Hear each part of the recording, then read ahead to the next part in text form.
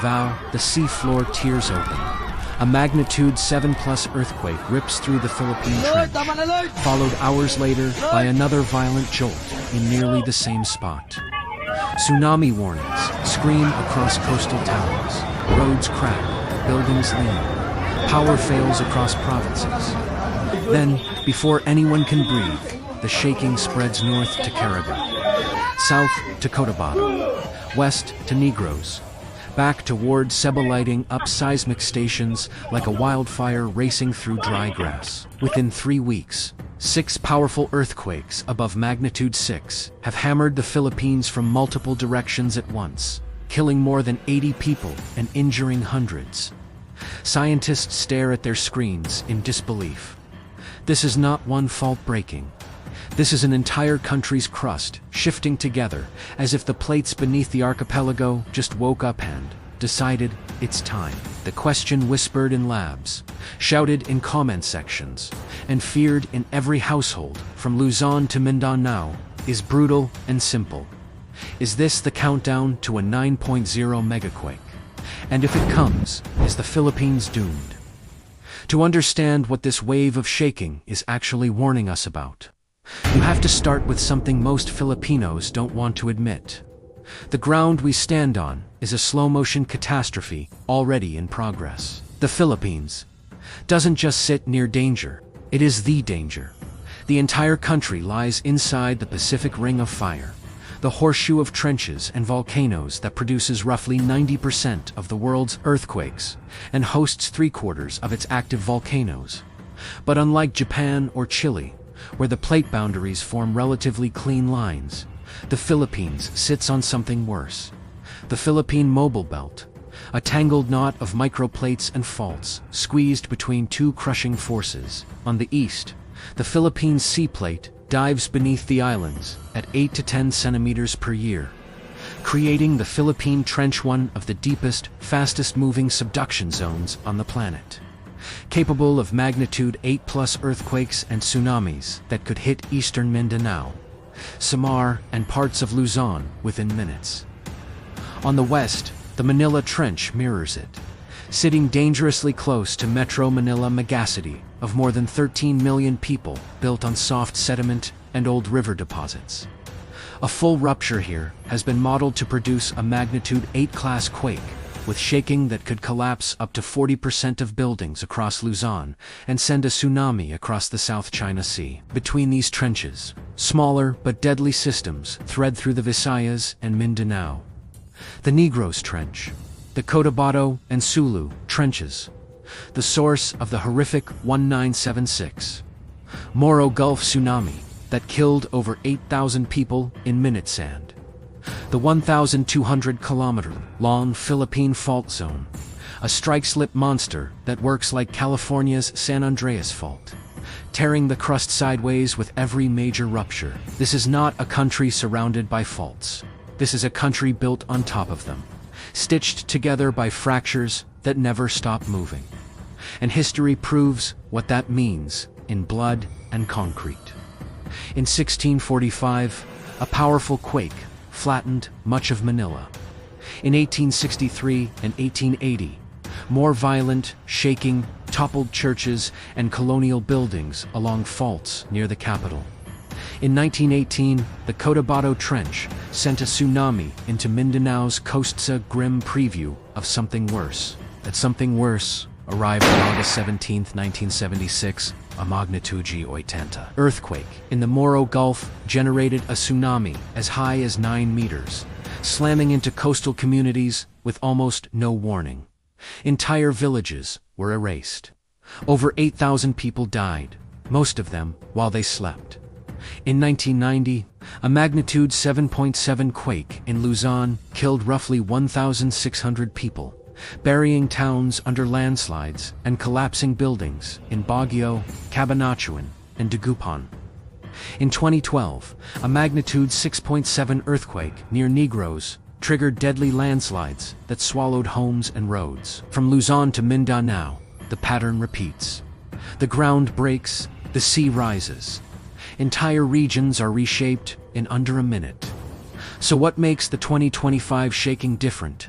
tanned, so terrifying. Starting in late September, the Philippines entered one of the most intense seismic phases seismologists have documented in decades.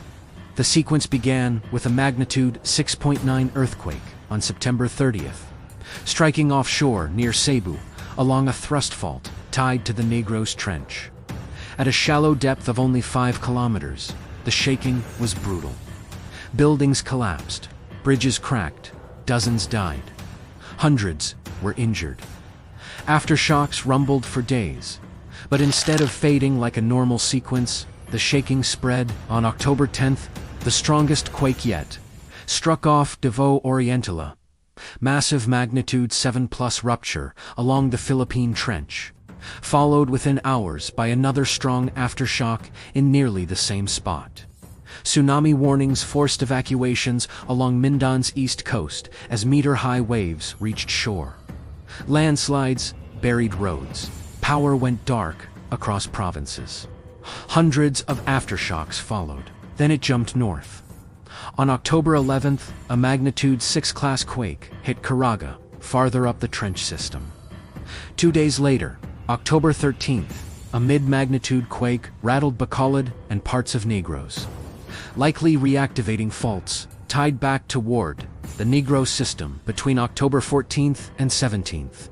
Multiple earthquakes ranging from magnitude 4.9 to 6.1 shook South Cotabato, the Visayas, and northern Mindanao, occurring on inland branches linked to the Cotabato Trench and segments of the Philippine Fault Zone. PHIVOLEX, the Philippine Institute of Volcanology and Seismology, didn't call this a simple aftershock sequence. They called it a regional stress redistribution, multiple fault systems shifting under immense pressure at the same time. In plain language, the entire Philippine crust was adjusting as one. Large earthquakes don't just happen and end. They change the stress field around them. Imagine bending a wooden ruler until it snaps. The break doesn't just release tension. At one point, it redistributes force along the remaining length, sometimes bringing other sections closer to breaking. The 2025 sequence appears to be a live demonstration of this process playing out across an entire country. A major thrust event near Cebu changes loading on surrounding faults. A bigger rupture off Davao resets stress along the trench and onto connected structures inland. Secondary quakes light up adjacent zones. The entire Philippine mobile belt flexes under the shifting load like a tightly wound spring, being nudged from multiple sides at once. On top of the seismic signals, GPS receivers and satellite-based INSAR measurement stools that track tiny ground motions show measurable deformation in some of these regions. The land is not just shaking. Parts of it are actually moving a few millimeters or centimeters relative to others. In tectonics, those numbers are clues about where strain is accumulating and where it has been released. Some scientists suspect deeper, silent processes are also at work. In subduction zones, slow slip events, deep, gradual movements along the plate interface that unfold over days to months can quietly load stress until it's released abruptly in damaging earthquakes.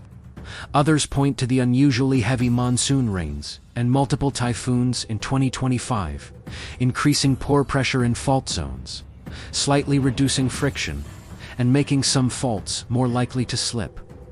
All of these forces are converging at once. So, is this the prelude to a 9.0 megaquake? Here's the hard truth.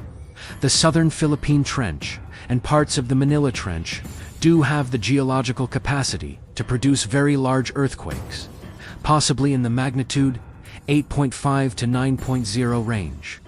Based on their length, convergence rates, and comparisons with other great subduction earthquakes around the world, a full segment rupture in a major Philippine trench would be catastrophic. Shaking intense enough to collapse unreinforced buildings across entire regions, infrastructure failures and tsunamis that could reach nearby coasts in minutes, and spread destruction across much of the Western Pacific. But geological capacity is not the same as a ticking clock. As of now, PHIVOLEX and global agencies like the USGS are clear. No one can predict the exact day, month, or year of a 9.0 class event in the Philippines. The current swarm is a serious, undeniable reminder of how loaded the tectonic system is. But it is not a precise countdown timer, ticking toward zero. What it does tell us is that multiple fault segments are currently active, that strain is being redistributed across a wide area, and that several systems, especially along the Philippine Trench, Negros, Cotabato, and the Philippine Fault deserve heightened monitoring and public awareness in the short to medium term.